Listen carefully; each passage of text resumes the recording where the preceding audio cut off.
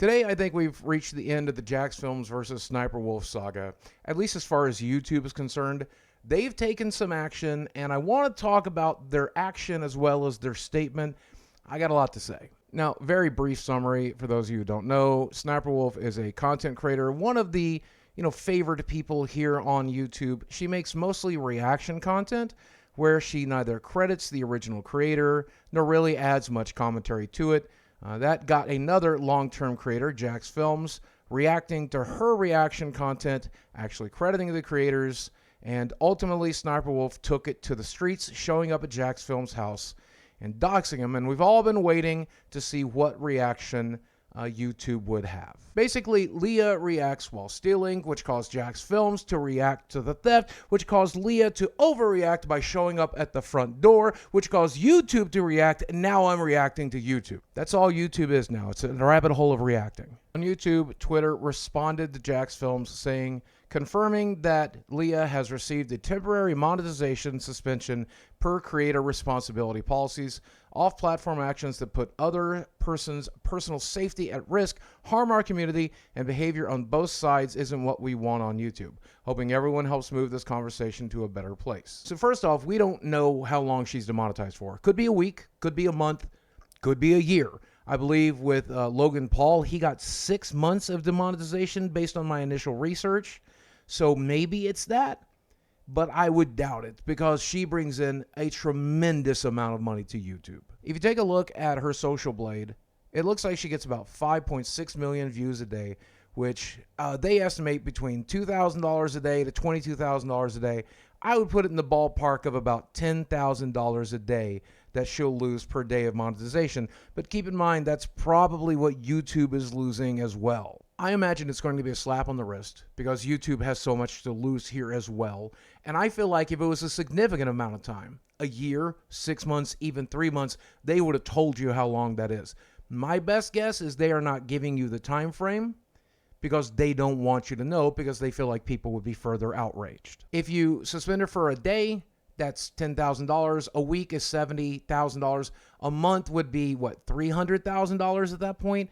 But for someone like Sniperwolf, even that would be a slap on the wrist. This is like when they fine big oil companies $1 million when they make that much in like 30 minutes. What I really want to focus on is that they say that the behavior on both sides is not what we want on YouTube. And boy, if we start unpacking that, we're going to be here all day. What specifically did Jack do here that makes this a both sides issue? Was it calling out another creator's theft? Was it crediting the creators that they were stealing from? Was it making a fun, goofy bingo game out of their theft? Or is this now a much broader issue where YouTube doesn't want creators talking about other creators, making videos about other creators? Because if that's the case, again, it's a little bit too late for me, but I can name 5 channels off the top of my head that have made like a dozen videos about me. There's entire channels dedicated to specifically harassing me as a person.